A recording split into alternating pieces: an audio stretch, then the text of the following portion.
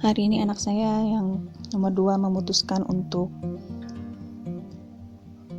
pergi ke danau yang membeku untuk membersihkan salju supaya bisa main ice hockey, tapi saya tidak bisa membiarkan dia sendirian karena medan yang cukup berat untuk sampai ke sana. Jadi saya memutuskan untuk menyusulin dia ke sana dan bantu.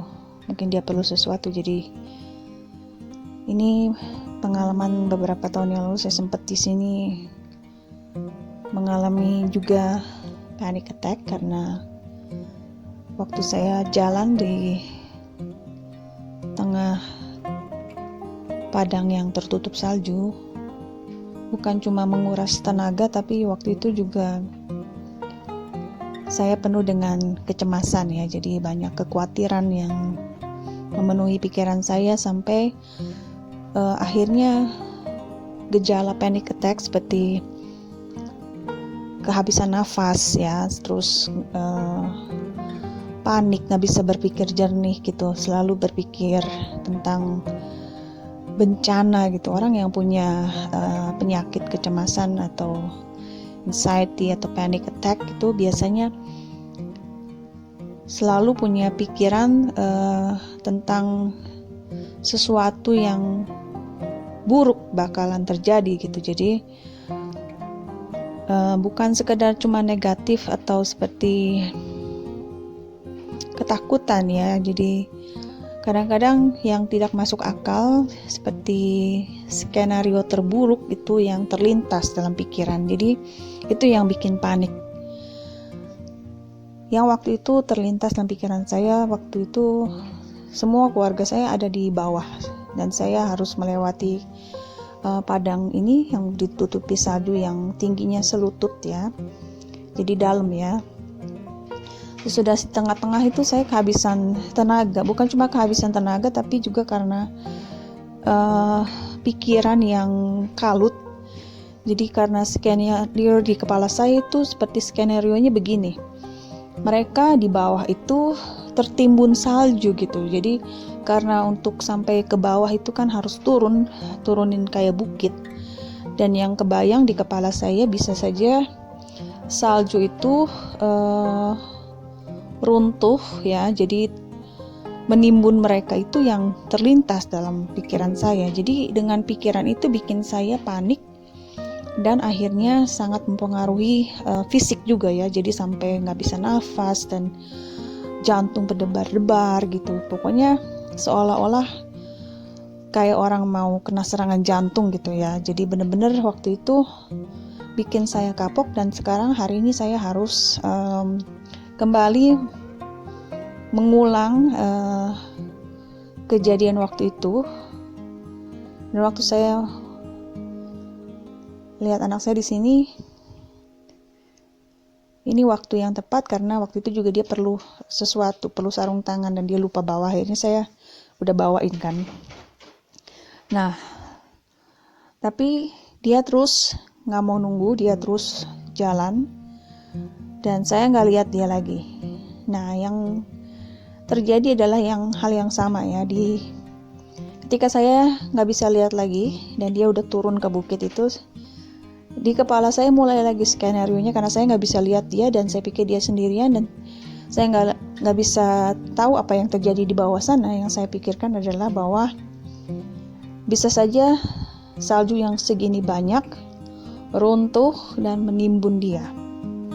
Dan karena dia sendirian, tidak ada yang membantu dia, dan saya mulai berpikiran yang enggak gitu. Jadi seolah-olah nyawa anak saya ini terancam. Jadi saya mulai kena panic attack. Itu adalah yang biasa terjadi ketika orang yang punya kecemasan terus terserang panik. Seolah-olah itu dalam pikiran kita itu nyata ya, padahal itu cuma pikiran kita aja yang belum tentu sama sesuai dengan realitas. Jadi susah sekali gitu ya untuk menerangkan penyakit ini. Cuma yang mengerti mungkin yang pernah mengalami gitu ya. Dan yang membantu saya karena sudah beberapa kali mengalami, yaitu kita harus berhenti tarik nafas panjang, keluarkan nafas lewat mulut, menenangkan diri. Karena biasanya panic attack itu terjadi dalam beberapa menit ya. Dan beberapa menit itu seolah-olah betul-betul kita ada di antara hidup dan mati, karena kita tiba-tiba kehilangan kemampuan untuk berpikir, bernafas, dan seolah-olah kita saat itu memang sudah ada di ujung maut, seolah-olah ya. Itu bukan dibuat-buat, tetapi banyak yang berpikir, oke, mungkin saya tidak bisa nafas lagi, berarti mungkin saya tidak lama lagi saya akan pingsan atau mungkin saya akan mati, kayak begitu ya pikirannya. Dan itu betul-betul dirasakan sama tubuh ya si orang yang mengalami panic attack itu. Dan pada saat itu yang membantu kita adalah kesadaran bahwa ini hanyalah panic attack, bukannya berarti bahwa kita betul-betul akan mati. Tapi kalau kita cepat sadar bahwa kita ini sedang dalam serangan panic attack, cepat-cepat kita istirahat. Waktu itu saya sedang bergumul juga secara fisik karena habis melewati padang salju yang lumayan berat ini medannya, dan memang menguras tenaga karena berat ya. Jadi saya harus berhenti, saya kehabisan napas, berarti saya harus mengatur napas saya lagi supaya saya bisa memperoleh kekuatan, menenangkan diri dan melihat di sekitar saya apa yang bisa saya lihat, apa yang bisa saya rasa, ya, apa yang bisa saya dengar. Itu semua indera kita, ya, itu kita aktifkan supaya kita bisa kembali ke alam nyata ya. Seperti saat ini kita ada di mana, kita bisa melihat apa, dan kita bisa mencium bau apa, merasakan apa, itu kita harus sadar gitu ya, bisa keluar dari serangan panik ini. Dan sesudah saya kembali tenang, nafas saya juga sudah mulai teratur, dan saya bisa kembali melanjutkan perjalanan. Ternyata saya lihat di bahwasanya tidak seperti yang saya bayangkan ya. Bayangan saya adalah bayangan bencana, skenario terburuk bahwa nyawa anak saya terancam. Itu tidak benar ya. Itu baru saya bisa tahu sesudah saya melihat ya bagaimana keadaan anak saya di bawah sana.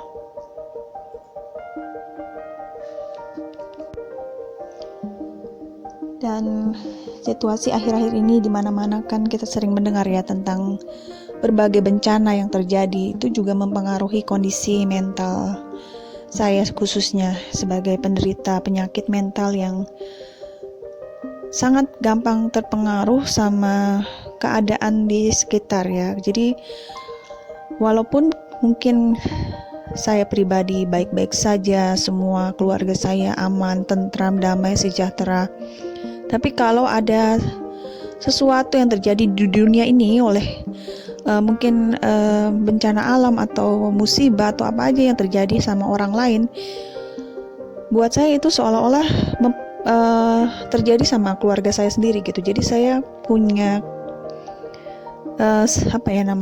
seperti kepekaan yang berlebihan gitu. Jadi ikut merasakan kesusahan atau penderitaan orang lain, jadinya sangat-sangat mempengaruhi gitu ke kondisi kejiwaan. Jadi saya kalau lihat orang lain sedih ya saya ikut sedih gitu. Orang lain kena musibah saya ikut prihatin dan betul-betul berat gitu rasanya. Dan selain itu juga di dalam rumah tangga saya sendiri, kehidupan pribadi sendiri, di masa lockdown ini sedang kesulitan dengan anak yang masuk masa puber gitu ya, dengan kondisi yang mungkin buat anak-anak juga kurang ideal waktu mereka terus di rumah dan terus harus dengan gadget. Itu juga mereka seperti cuma mau terus-terusan main game di kamar seperti itu, dan merasa orang tua itu tidak adil atau jahat kalau gadgetnya diambil. Dan ini bikin seperti konflik ya, dan itu juga bikin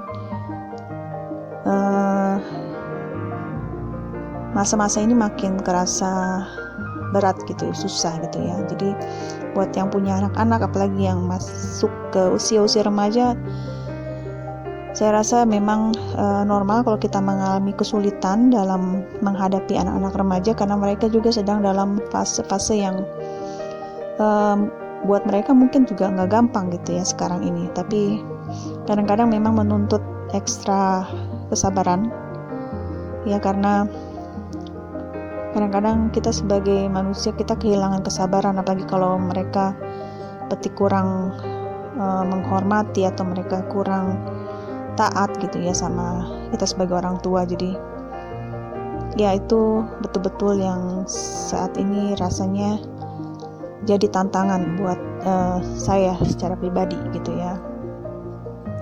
Jadi kadang-kadang pikiran ini mulai berusaha untuk mencari alternatif atau kemungkinan-kemungkinan lain bagaimana supaya anak-anak ini bisa punya kehidupan yang lebih ideal gitu ya, bukan cuma terus di rumah gitu ya, terus dengan laptop. Homeschooling sih masih oke, tapi sesudah itu mereka seperti tidak tahu lagi mau ngapain ya, mungkin karena kurang tugas, kurang tanggung jawab ya. Jadi kadang-kadang beda gitu, karena mereka di sini semua sudah terpenuhi kebutuhannya, nggak harus melakukan tugas-tugas yang lain gitu ya. Kalau di Indonesia mungkin anak-anak punya tugas-tugas yang banyak kan ya. Saya ingat dulu waktu saya masih remaja, ada banyak sekali pekerjaan yang harus dikerjakan. Sebagai anak itu harus bantu orang tua karena orang tua mungkin kerja gitu ya. Tapi kalau di sini anak-anak itu seperti mereka tidak merasa bahwa itu kewajiban mereka untuk bekerja gitu ya. Jadi semua sudah dikerjakan sama orang tua dan mereka punya kehidupan yang terlalu bagus ya, terlalu santai. Jadi mungkin kurang bagus juga kalau menurut saya mereka tidak punya tugas yang harus mereka kerjakan gitu.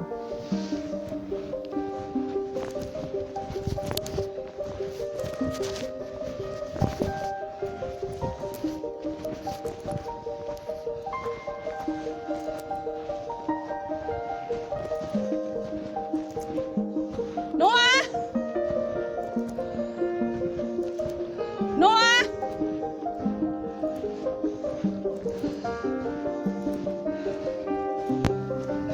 Ternyata setelah saya bisa melihat dari atas ke bawah, di mana saya lihat anak saya di bawah sudah mulai beraktivitas membersihkan salju, dan dia nggak sendirian, ternyata ada orang lain juga di situ. Walaupun gak lama orang itu sama anjingnya di situ mungkin lagi jalan-jalan aja. Dan waktu itu saya sadar bahwa kekhawatiran saya tidak terbukti ya. Jadi skenario yang ada di kepala saya sebelumnya itu hanyalah sekedar skenario atau bayangan saja kan, bukan suatu realitas atau kenyataan. Jadi itulah yang harus disadari sama orang yang punya panic attack, bahwa yang di kepala mereka, yang mereka pikirkan itu bukanlah kenyataan, dan kita harus kembali kepada realita atau kenyataan bahwa di sini di tempat ini aman, tidak seperti yang kita bayangkan penuh dengan mara bahaya. Mungkin karena kita sudah terlalu khawatir sama bencana, mara bahaya, musibah yang terjadi, jadi itu terus mempengaruhi pikiran kita. Jadi penting supaya kita tidak terus berkutat di pikiran yang seperti itu, dan fokus kepada hal-hal yang positif, hal yang bisa membuat kita tidak khawatir gitu. Saya mulai melihat sisi yang lain dari tempat ini yang saya tadinya pikir penuh dengan bahaya. Ternyata di sini indah gitu ya, bisa menikmati keindahan di musim dingin ya, banyak salju. Karena saya mungkin belum biasa gitu ya dengan keadaan ini, mungkin saya terlalu takut kan, karena saya juga sering nonton tentang orang yang jadi korban tertimbun salju, jadi pikirannya ke situ kan. Padahal di sini sama sekali tidak seperti itu, saljunya juga nggak terlalu tinggi di sini, dan cukup aman untuk jalan di sini dan bagus ya. Jadi dengan fokus pada hal-hal positif yang bisa mengalahkan pikiran negatif, itu membantu kita untuk tidak lagi mengalami kecemasan atau panic attack. Ya, akhirnya saya bisa melihat di bawah sini pemandangannya bagus sekali dan anak saya baik-baik saja. Tapi dimanapun kita berada, kalau kita punya penyakit ini, memang selalu ada kemungkinan kita cuma berpikir hal-hal yang negatif aja gitu. Saya ingat waktu saya masih di Indonesia juga saya punya masalah ini, saya seringkali nggak bisa tidur kalau malam karena ada bahaya yang lain yang mengintai. Ya, kalau malam dulu di tempat kami ada sekali banyak orang-orang yang suka bikin keributan kalau malam dan bikin suasana jadi tidak kondusif, ya, tidak aman untuk kita beristirahat. Jadi waktu itu juga saya kesulitan sekali untuk tidur waktu malam karena takut kalau tiba-tiba ada orang-orang yang datang dan bikin keributan. Ya, jadi dimanapun kita berada, kalau kita memang penuh dengan kekhawatiran, akan susah sekali gitu untuk bisa merasa aman dimanapun kita berada gitu. Tapi yang saya ingat bahwa dimanapun kita berada, kita bisa selalu merasa aman kalau kita tahu bahwa kita ada di dalam pemeliharaan Tuhan. Kita memang tidak bisa mengetahui apa yang akan terjadi di masa depannya. Bisa saja ya bencana, musibah terjadi, tapi yakin bahwa kita tidak sendirian, ada Tuhan yang selalu menjaga, melindungi, dan kalaupun kita mengalami hal-hal yang mungkin mengancam nyawa kita atau mungkin kita harus kehilangan nyawa kita, ya, bahwa kita itu langsung bertemu dengan pencipta kita dan kita aman di dalam tangannya. Jadi sebetulnya kita itu sudah ditetapkan apa yang akan terjadi sama kita, itu Tuhan sudah menetapkan semuanya. Jadi kalau kita pasrah, ya, kita berserah, apapun yang terjadi Tuhan tahu dan Tuhan peduli sama kita, dan Tuhan pastinya tidak merencanakan hal-hal yang buruk untuk kita, karena rancangan Tuhan adalah rancangan yang baik, ya, damai sejahtera, dan bukan rancangan kecelakaan. Itu harus jadi patokan supaya kita tidak terlalu hidup dalam kekhawatiran, kecemasan, ya.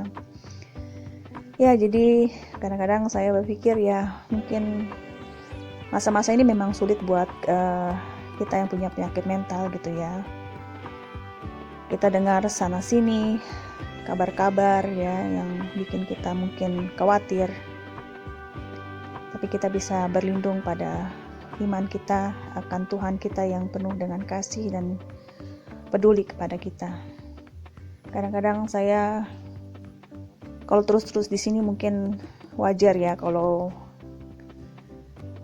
pengen sesuatu yang beda lagi gitu. Saya kadang-kadang berpikir, dulunya saya nggak mau balik ke Indonesia karena saya pikir di sini sudah serba aman, serba nyaman, ya.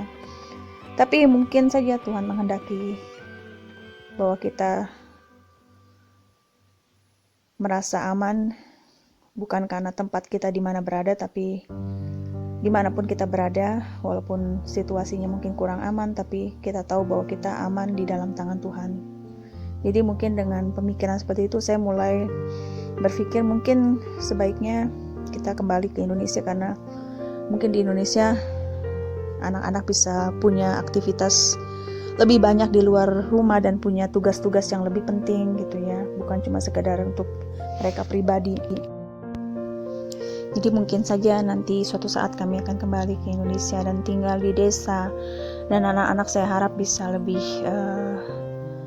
punya tujuan dalam kehidupannya, bukan cuma untuk diri mereka sendiri tapi buat membantu orang lain di sekelilingnya, karena di Indonesia ini masih banyak orang-orang yang perlu pertolongan dan bantuannya, bukan seperti di Jerman semua orang sudah punya semua serba kecukupan. Jadi ya itu jadi pertimbangan saya suatu saat mungkin saya bersedia kalau Tuhan menghendaki, ya, untuk kembali lagi ke Indonesia. Oke, sampai di sini dulu video kali ini dan mudah-mudahan bisa bermanfaat. Sampai ketemu di video berikutnya. Dah.